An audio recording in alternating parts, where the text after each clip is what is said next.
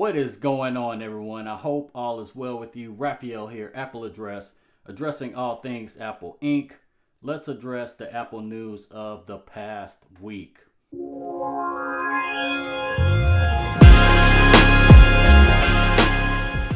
What a week. All the Mac Studio and Studio Display reviews are out. I'm curious to read your thoughts on these two products. Comment below. But wow, the reviews are all over the place in my opinion. But the Mac Studio, don't buy it. Buy it. Studio Display, don't buy it. Buy it. How can anyone make a decision if they're in the market to purchase a Mac computer? We'll circle back to that at the end of this video. Let's address a few findings shared on all the socials and on YouTube this week. A developer of Twitter, and I hope I'm pronouncing this person's name correctly, Chaos Tian, discovered that the Studio Display only uses 2 gigabytes of its 64 gigabyte of internal NAND storage. What? Okay, that's interesting. Is this storage wasted, or will Apple provide a software update that will really make the display very useful? I look at it as an opportunity to implement Apple TV features, run iOS apps, etc. The Studio Display's power cable is removable, but Apple advises not to do this because an individual could damage the display power cable if removed incorrectly. The editor-in-chief at The Verge, Nilay Patel, posted on Twitter a picture of the cable removed with a 3-prong connection inside the monitor. So it is possible if you pull hard enough. Later, it's been reported that if the cable is damaged, you can take the display to your nearest Apple store. They'll use this special tool to remove the cable. This information was shared by Stella Fudge on her Twitter page. I'm not sure why Apple didn't decide to use the MagSafe type cable that's used for the 24-inch iMac. I mean, the 24-inch iMac is very thin. It's thinner than the Studio Display, and it's so convenient. That MagSafe feature, so elegant, looks awesome. Why not incorporate that into the Studio Display? Is that a deal breaker for some? Maybe. Some don't care. But Apple, they choose to make product decisions and they go with it, and to them it's probably feasible. Now, what else can we address this week in Apple? Mac Studio upgradable. What a roller coaster of information with this topic. The guys over on the YouTube channel Max Tech disassembled the Mac Studio, and it appeared that we could install SSD in one of the empty card slots. For a few hours, we all thought this was possible. Okay, great, look at that. But it looks tedious. I would probably damage everything. I wouldn't want to do it. But those that are capable could do it. But later on, a few days later, maybe a day later, YouTuber Miani, Luke has been killing it these past couple of years. I've been following him. You should follow him. Miani and others tried to install the SSD from another Mac Studio with no luck.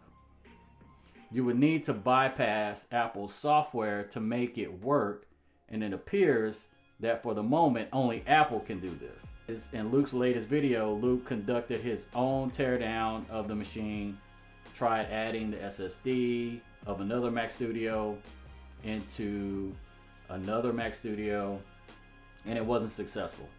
After a few tries and using different methods, this is disheartening. But take it to Apple, and Apple will install it and bypass the software. So that's good to know, but I'm pretty sure that's for a hefty fee.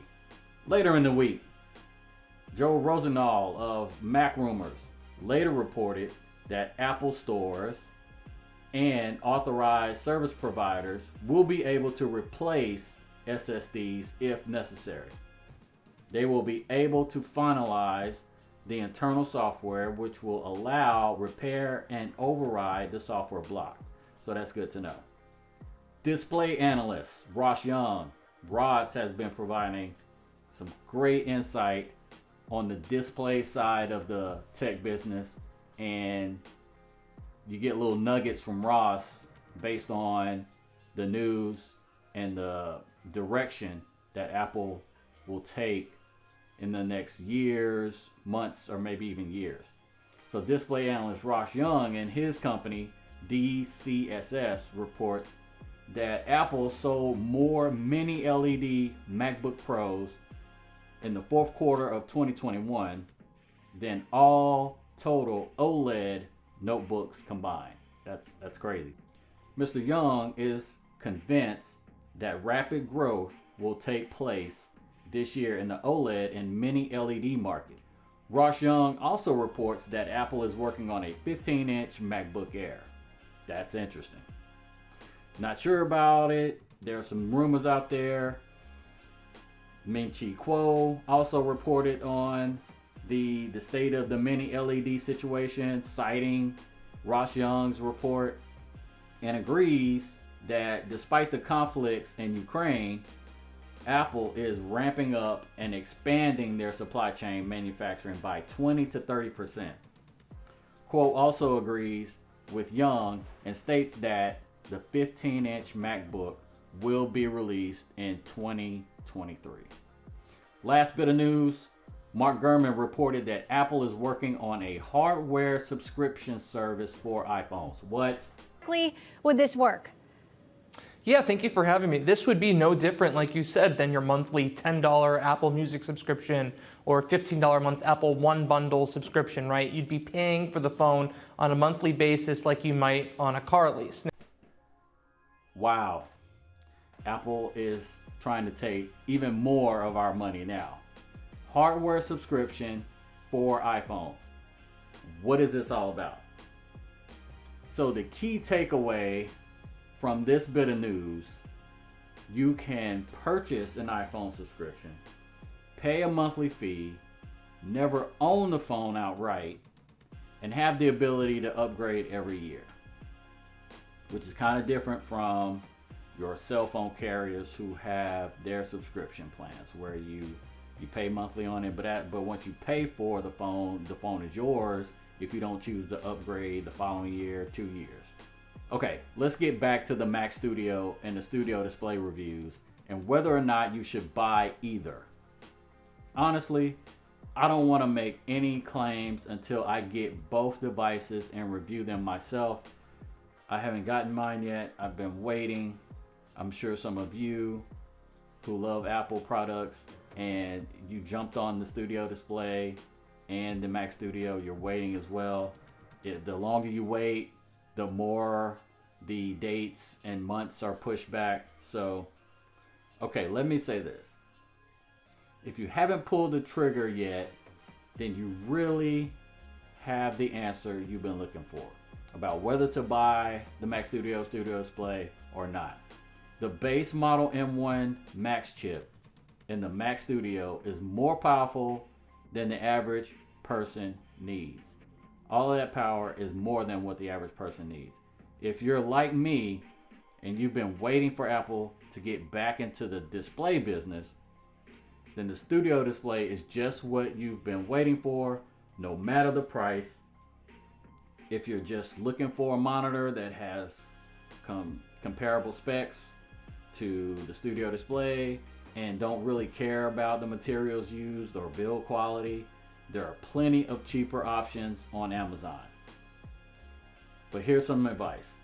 Take a close look at both devices, the specs, whether or not you're the type of person that upgrades often, or if you're like me, you buy what you need and you keep it until the device is outdated.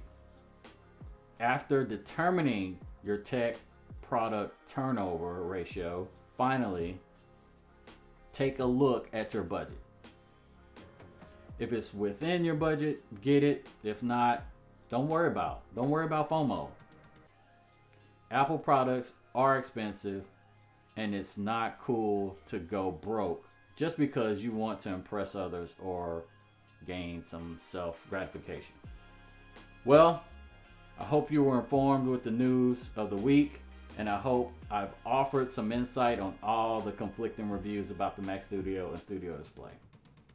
Peace out, everyone. See you in the next video.